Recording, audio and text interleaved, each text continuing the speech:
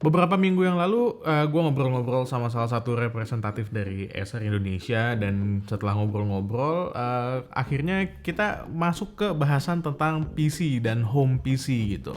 Sampai akhirnya, tim dari Acer Indonesia, nanya ke gua, "Mas Dian pakai home PC?" "Oh tidak." Tentu saja karena PC harganya mahal. Iya, akhirnya Acer Indonesia, ngirimin gua sebuah bundle. Sebenarnya bukan bundle sih ya, ini dijual terpisah. Ada home PC dan juga ada sebuah monitor yang di belakang gua. Dan kali ini gua mau ngebahas tentang keduanya sebenarnya, tapi lebih berat bahasan tentang monitornya. Oh ya, meskipun dikirimin, gua nggak dikasih sama Acer Indonesia. Ini gua hanya dipinjamkan saja untuk di-review dan dibikinin video. Nggak ada bayaran, nggak ada transaksi apa-apa. Jadinya ya, apa yang gua omongin sekarang adalah murni opini gua pribadi. Monitor yang gue maksud ini adalah monitor Acer K4242Y dengan ukuran 24 inci dan juga punya resolusi 1920 x 1080p alias Full HD. Viewing angle-nya ini lumayan oke ya, ada di angka 178 derajat untuk horizontal dan juga 178 derajat untuk vertikal. Jadi kalau kalian lihat dari kanan kiri agak jauh, gambarnya masih oke lah ya. Dan juga refresh rate-nya ini maksimumnya ada di 75 Hz. Meskipun punya refresh rate tinggi dan harganya cuma ada di angka 1,6 jutaan, tapi Acer itu ngasih panel yang sudah IPS. Bukan TN, bukan VA. Jadi panel IPS sejauh ini adalah panel affordable yang enak banget buat dipakai di mata gua gitu. Kalau yang nggak affordable kan ada OLED, ada banyak lah ya. Tapi yang affordable dan juga masih enak dipakai dan juga menurut gua harusnya udah jadi standar itu adalah panel IPS. Meskipun pakai panel IPS, dia punya response time itu lumayan rendah di 1 millisecond. Jadi udah oke banget lah. Biasanya IPS itu kan katanya response time-nya itu agak tinggi, tapi ini enggak. Ada di 1 millisecond. Oke, dari tadi kalian juga udah ngelihat tampilan dari monitor ini, panelnya 24 inci kayak begini. Bagian depannya itu kelihatan bezel atas dan kanan kirinya tuh udah tipis. Bezel di bagian bawah itu lumayan agak tebal dengan tulisan Acer, meskipun nggak tebel-tebel banget karena di bagian bawah ini sebenarnya juga nggak ada mesin apa-apa gitu. Di bagian belakangnya nih ada logo Acer yang lumayan gede dan ternyata meskipun monitor ini bukan di branding sebagai monitor gaming, ya dia punya AMD FreeSync, dia punya 75 Hz tapi tidak di branding sebagai monitor gaming, sebagai monitor rumahan aja, tapi desain bagian belakangnya ini kayak gaming. Coba lihat deh. Ada lubang ventilasi yang bentuknya itu kayak A begini dan tulisan Acer. Pokoknya overall look di bagian belakang ini berasa gaming banget meskipun nggak ada warna merah, RGB atau apapun, tapi berasanya tuh kayak futuristik gitu. Nggak polos-polos aja. Ada juga lubang VESA mount 100 x 100 mm yang pastinya bisa kalian pasangin bracket standar yang bisa kalian temuin di marketplace. Gampang lah ini belinya. Lalu juga ada beberapa tombol-tombol untuk menu dan juga ada sebuah joystick yang mana sebenarnya ya joystick dan tombolnya ini bukan yang paling nyaman tapi enak lah digunakan. Jangan lupa tombol powernya ini ada di bagian paling atas. Karena ada beberapa tombol yang berderet kayak gini, gue jadi sering lupa sebenarnya tombol powernya itu yang sebelah mana. Yang atas diingat-ingat terus. Ada juga lubang input dan outputnya yang sayangnya ini menurut gue masih jadi kekurangan dari monitor ini. Pertama itu adalah lubang adaptor pastinya. Dia tidak menggunakan power brick, hanya menggunakan kabel biasa aja. So that's a good point. Dan juga ada HDMI, that's a good point juga. Tapi tandemnya ini bukan DisplayPort, melainkan hanya VGA. Jadi ada VGA in juga di sini buat kalian yang masih menggunakan kabel VGA. Tapi kayaknya hari gini memakai kabel VGA itu kayak udah nggak mungkin ada yang make gitu, nggak tahu deh. Lalu yang gue sayangkan adalah ketiadaan audio out. Jadi kalau misalnya kalian pakai HDMI, misalnya kalian colokin dari PC kalian atau dari laptop kalian menggunakan HDMI dan kalian ingin menggunakan speaker system, sayangnya di sini tidak bisa. Maksud gua nggak bisa dicolokin langsung dari monitornya, melainkan kalian harus nyolokinnya melalui PC atau laptop kalian. So nggak bisa dikeluarin dari sini. Sebenarnya nggak ada masalah sih buat kalian yang mainly menggunakan monitor ini untuk PC atau untuk laptop. Cuma yang muncul masalah itu adalah ketika gue mau nyobain monitor ini dengan konsol. Gue coba konekin Xbox Series X, bisa, karena sama-sama menggunakan interface HDMI. Gambarnya masuk, tapi sayangnya di konsol itu biasanya nggak ada audio out. Yang mana audio out itu biasanya speaker itu harus disambungkan melalui TV atau monitor. Karena monitor ini tidak memiliki audio out, jadi buat konsol nggak bisa. Nggak ada suaranya.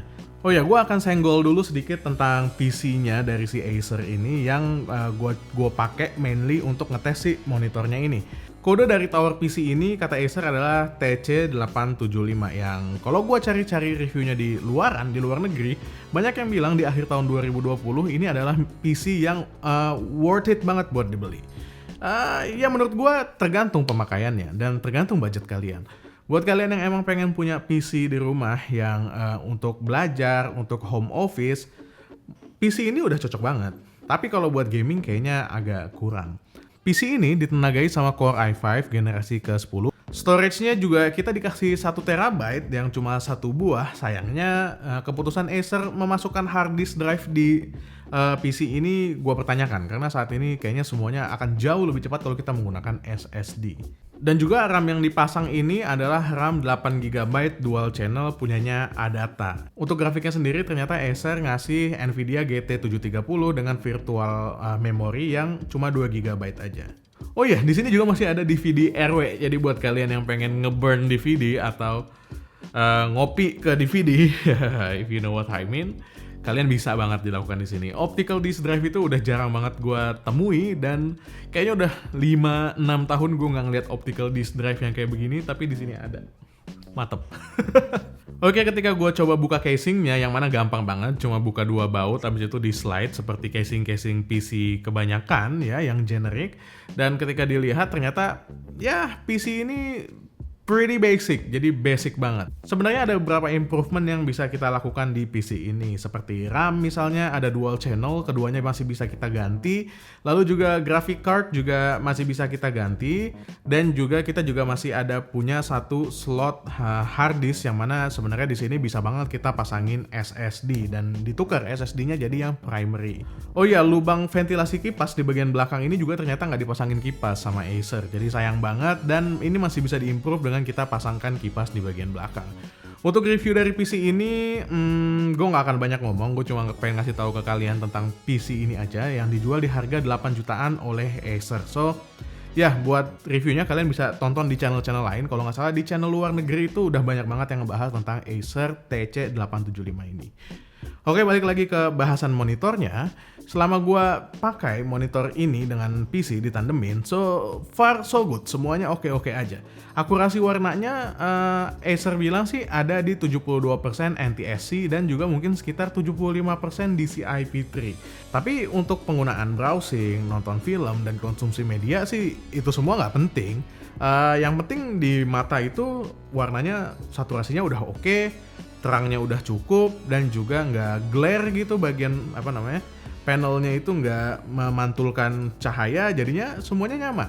Kalau sampai situ aja penggunaan kalian sih enak, tapi kalau penggunaan kalian itu sampai untuk kerja yang agak berat di monitor ini, kayak misalnya desain, kemudian video editing, atau fotografi yang harus mendapatkan akurasi warna yang oke, monitor ini agak kurang cocok. So, buat yang basic-basic masih oke, buat yang profesional kayak begitu agak kurang cocok.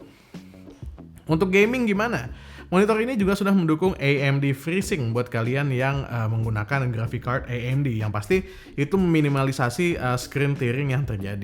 Karena dia juga udah 75Hz, jadi buat kalian gamer-gamer casual yang cuma ngejar 60-75 fps, bisa banget make monitor ini. Acer juga ada bilang kalau misalnya harga monitor ini adalah 1.675.000 dengan garansi 3 tahun untuk spare part, 3 tahun untuk service, dan 1 tahun untuk garansi panelnya. So, jangan khawatir kalau misalnya monitor kalian kenapa-napa, selama masih garansi kalian bisa aja langsung hubungi service center dari Acer Indonesia. Oke, menurut gua tandem antara PC sama si monitor ini tuh udah cocok. PC-nya di harga 8 jutaan juga nggak terlalu mahal buat kalian yang emang pengen dapetin sebuah komputer hanya untuk office works dan juga belajar. Ini udah cukup banget. Harddisknya 1 tera, udah punya dedicated GPU juga, udah punya RAM 8GB yang mana sebenarnya itu udah jadi standar ya.